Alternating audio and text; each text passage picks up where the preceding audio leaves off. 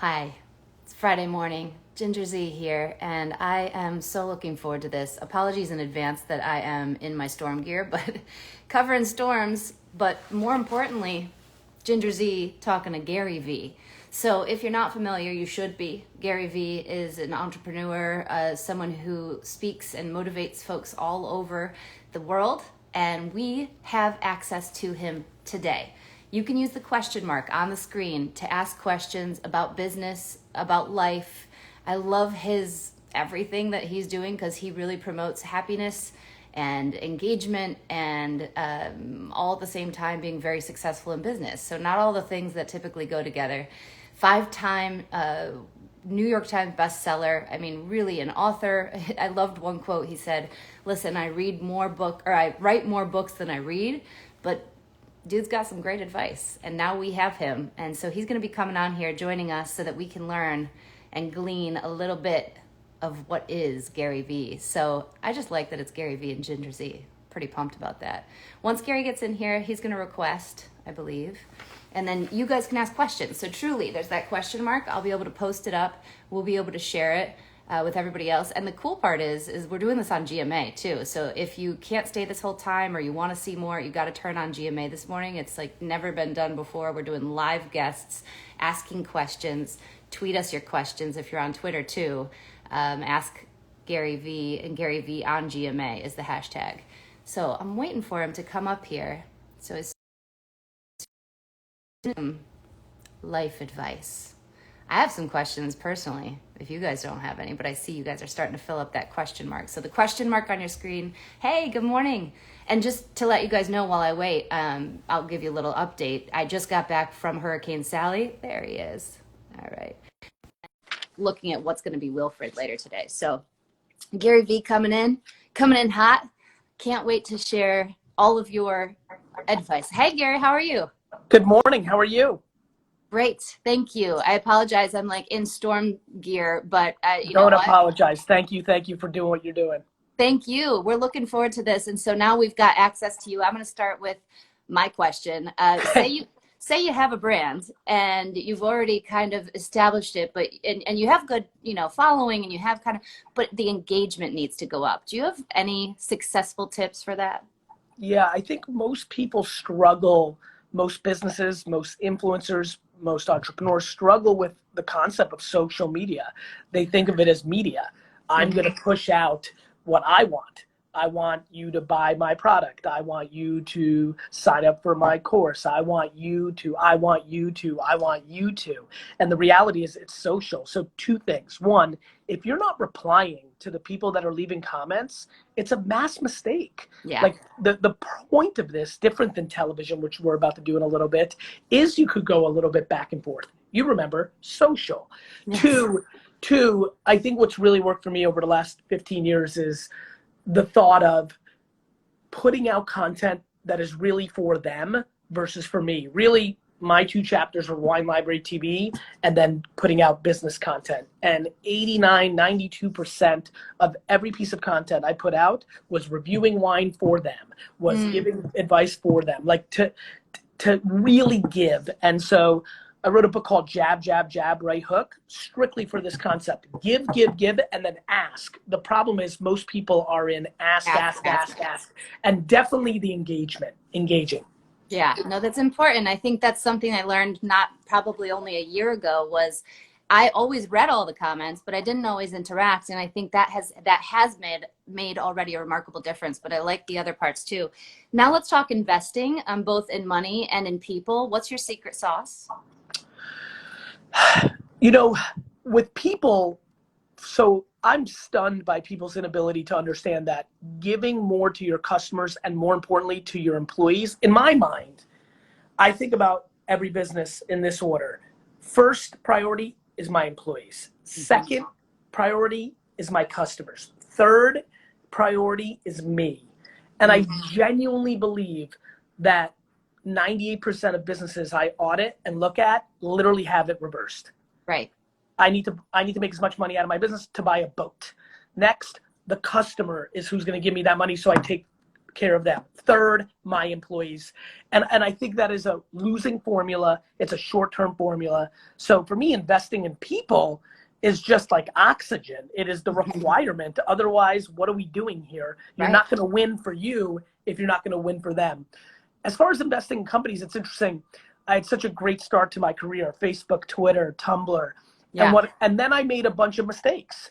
And then I made a bunch of other good investments. And now I've been doing it for about 8-9 years. The thing that's obvious to me is I think about it as the jockey and the horse. I have to like the idea, but I also have to love the entrepreneur intuitively. And I think where I really won is when I loved the idea and I really believed in the person, right? Micmac right now, Rachel Tipograph and Micmac. I love the idea. I love her. That was an easy investment. As a matter of fact, so much so that I jumped on the board, unheard of for me. So, Wow. you know, but I need that. And what I'm seeing is my mistakes came in. I love the idea. I thought, well, if I ran it, I would do this. But the person was just okay. Or what happened in that era, they were just a kid. And every kid had an idea. But a lot of people that were kids maybe had good ideas, but weren't great operators or executives or entrepreneurs for that matter. So at this point, investing, very big on, do I like the person and do I like the company? And by the way, that happens with public stocks as well. Do I believe in the CEO, or is she or he there for the short term and really not building actual long-term value? That's interesting. And it takes research and it takes work. And that's, I imagine, what you probably preach too, is like, there's work that goes into this. You have to invest time. Some people want that easy fix. They want the answer from you, but they have to do it themselves.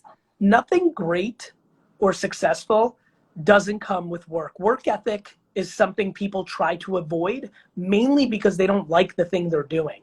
Or they're just chasing the money, not the process to get to the money. And so, yeah, I think at times work ethic, especially when people use the word hustle, it gets demonized. And I agree, like burning yourself out and being unhappy, this goes in order: happiness, success, money, but let there be no confusion. Work ethic is a required ingredient for anything meaningful.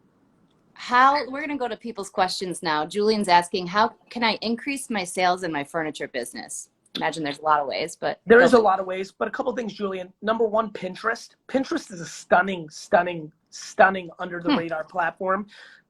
Posting incredible, beautiful pictures of all your furniture on your Pinterest account, you'll be stunned. One person comes along with a big enough audience and pins it onto their board, and it changes your sales. So knowing I'm trying to get through a lot of these, my quick take there is Pinterest is underrated. Tate is asking, any advice for an 18-year-old wanting to make a mark in the real estate industry? Tate, don't fake it. A lot of young real estate people try to, fake it because they don't have experience. Lean into your inexperience. Lean into your effort, your caring, and that you can cross enough T's and I's to help them get a home, but don't try to fake the funk. Wearing a great suit and driving a car that's too expensive for you is the cliche mistake of a real estate agent. Go out, learn, be authentic, and start with small rentals and be patient and try to win when you're 28, 38, 48, not win the whole thing when you're 18. Any tips to manage a massage therapy business? Incline, I think with this, I think there's a lot of expertise, a lot of interest. So I think a lot of content, a lot of video content or picture content, I think will work. So to me, that becomes an Instagram, YouTube game. I also think that local Google AdWords, it's a little 2003 to 2005-esque, but the reality is it works. And so people are going to search massages or massage therapy in their local area. You need to be good at Google, not only just good at Instagram and YouTube. I like this one. Fab Kim asking, fashion sale is low at this moment. What can I do to change that? Survive. The reality is sometimes in business, you just have to survive. And you might have to do something else. You might, or you build up your social game right now. Back to what I said about Pinterest or Instagram. But the reality is you can't ask customers who aren't going out and about to worry about fashion. Fashion's down because people buy fashion to flex, to go out, to express themselves, to go out, and they're not doing that. And it's no different than being a restaurant right now. Like the reality is all you can do is build community, build awareness, and then be prepared to get that business when the world comes back. But unfortunately, COVID has put a curveball in that business. Mm-hmm. Okay, I like this one because I think Vanish is asking, any advice for starting a social media marketing agency? Because a lot of your answers are social media, but now how to market that? Vanish, I think a lot of people try to start these and don't realize that they might know a little something about social, but they don't know how to make it to make money for companies. So first and foremost, self-awareness. I've seen hundreds of thousands of social media agencies pop up over the last decade, and 99.9% fail, because just because you know how to use Twitter for yourself or Facebook doesn't mean you know how to use it to drive somebody else's business. So don't bullcrap companies, because a lot of people are baloney to get the client, and then 3 months later they get fired, they hurt their reputation, and all of a sudden their business is dead before it started. Yeah, I don't know about you, but now I'm just on a personal side. People always ask me, they're like, you run your own social? I'm like, yeah, it's me. I think I don't know, but I know that a company can't necessarily do that, but I imagine your personal advice would be to run it yourself, unless someone is so expert. 100% for you, the person. Nobody wants to think that you aren't doing it. I run my social, but right. If you're Burger King, or if you're Leon's hairdresser, or if you're a tire store, that's where you can have, it's obviously not the person, it's the business. I run mine, but Wine Text, for example, is run by a team, even though it's my dad's, family business app, But you had to vet that team, obviously. Okay, so let's do, what's the best way to grow a podcast from Andy? Andy, couple things. One, try to get on as many other podcasts as possible, even if they're small. If you go to YouTube right now and type in my name and search by views and go by lowest views, still to this day, there are hundreds of shows I did where there's only 100 views. Step by step, be on other podcasts. Also, create content and run media against that content to build awareness for your podcast, especially on Instagram. So there's really no podcast too small. Is that what you're saying, to get on? Not when you're small. Everyone's so fancy. Let's use television. The biggest names on television started on very small platform, right? Yeah. Where did you start? Like all of a sudden people think like they're entitled to an audience. No, you start in a local station behind the camera. 5 of them, actually, over here. Good for you, right? So think about it. And by the way, how many years at those 5 combined?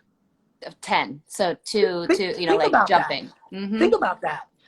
I think people need to hear that more. Today I get honored to be on Good Morning America here in about 40 minutes, but the reality is, it was a decade of putting out content every single day before I had any kind of a leverage for enough awareness to get to this moment. Well, it's working now. Let's do one last question here. Do you need to know coding to survive?